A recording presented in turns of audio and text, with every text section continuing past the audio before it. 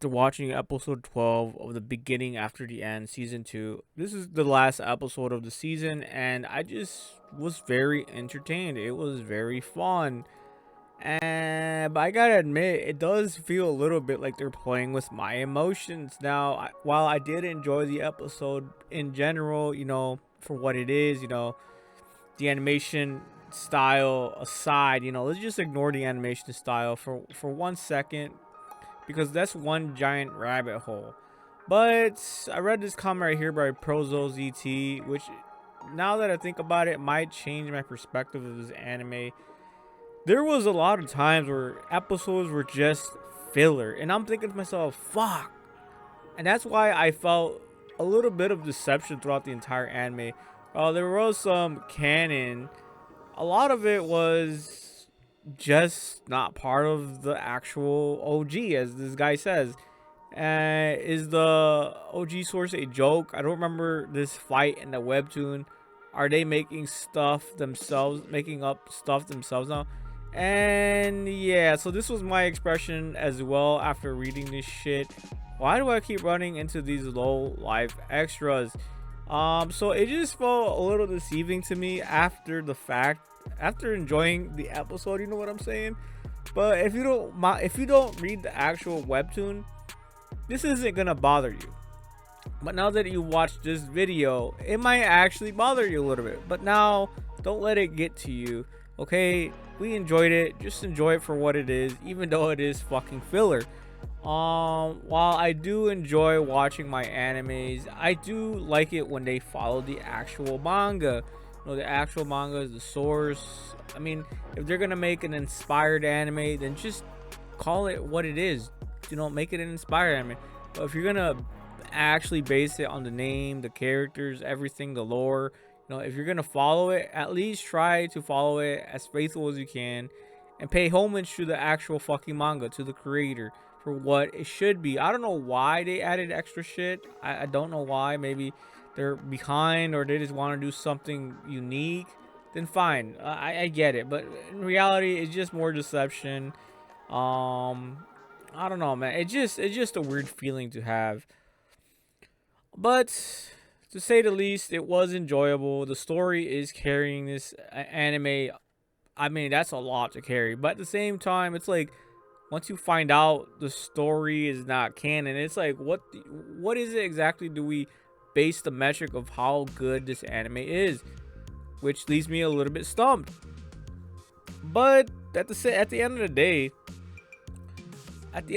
it's like, I still enjoyed it, so I think it was good.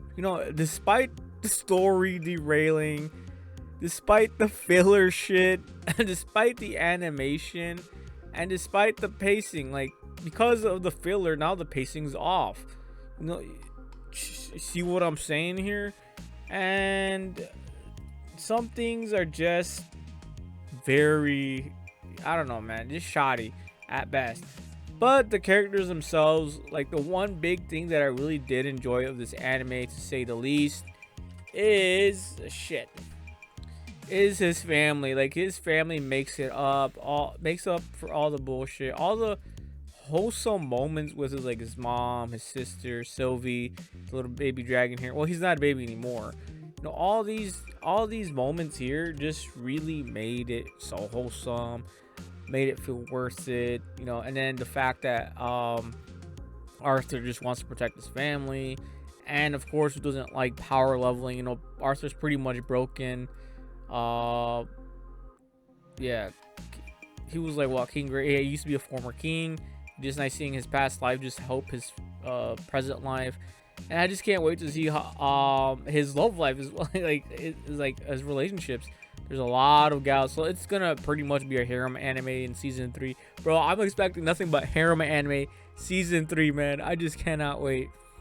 But yeah, there's not much of a mystery left anymore. They really uncovered who was behind the attack in the dungeon from the Elder Woods. But hey, just know that what you're getting yourself into when you're watching this anime. And if you do enjoy it, just enjoy it for what it is. I wouldn't read too deep into it. Yeah, it sucks that it's not canon. it's just tough, man. Just promoting this anime, to be fair with you. So hey, I gave it a 7 out of 10. Maybe you do agree with it. Maybe you don't agree with it. Maybe you're one of the haters. Yeah, let's read what they have to say. Um, mm, let's see what people got to say here. Hey, hopefully they will improve the next season. Arsenal upgraded, eh? The academy director Sash. Where's the haters at, man? I want to read some hater comments. Um, oh no, look, more people like they liked it. You know what I'm saying? If they liked it, they liked it. It's like why? Like if you didn't like it, you shouldn't even watch season 2. Like at the end of the day, but whatever. This was actually a solid final episode to the season, and the second part was overall noticeably better than the first part, pretty much in every regard. Yes, no, I have to say season 2 is way better than season 1 when it comes to the animation. Like season 1 was just so obvious gatekeeping mechanism, but kind of like Kingdom anime season the series, because Kingdom just had like the worst fucking 3D CGI or animation. I don't even know what it is. But as the seasons kept coming out, it get better and better. So that's what I'm hoping for this anime. TBATE does get more hate than it deserves. Is roughly the same or slightly above animation as a generic forgettable fantasy, but with noticeably better characters and a story. I really wish that we could have had a competent fantasy studio working on the show, like Studio Bind, Kai, or White Fox. Could have easily have been a 9 out of 10 show if we did. As it is currently is, however, season 1, part 2, we'll have to settle for 7 out of 10. I'm actually end up reading the manhwa if there's no season 3 announcement soon. Yeah, they made a typo there, my guy. You made a typo there. I mean season 3. But yeah, they gave it a 7 out of 10, just like me. I mean, you know, as people who are anime only, and we don't know when the fillers hit, and the animation doesn't necessarily get us underneath our skin per se. Yeah, it's overall a good 7 out of 10. It's good. And then of course, here we go. Worst animation ever seen after One Punch Man. Yep, pretty much. One Punch Man was, bro, that shit was dog shit. Our boy beat his attacker, but Cynthia cleaned up after she was the real threat. Okay, that was from. Well, I'm not gonna read all these names. You can see the names right here. A bit overshadowing, but over good series. What the fuck? The end.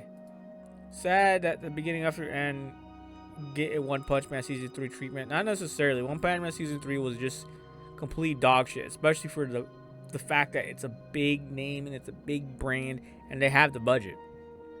Hopefully it gets better studio to adapt it in future, but trust me, beginning after end story is so good, y'all better read the manhwa novel version than this. There you have it. If like all the stuff that I just listed gets the better of you, just read the manhwa. It's pretty much it. But it sucks to say that because it's like the same thing with animes. You know, animes are not gonna always be perfect, but there's always gonna be pros and cons. So yeah, we'll just leave it there. Make your decision. I think it's worth watching. It's 100% worth reading the original content.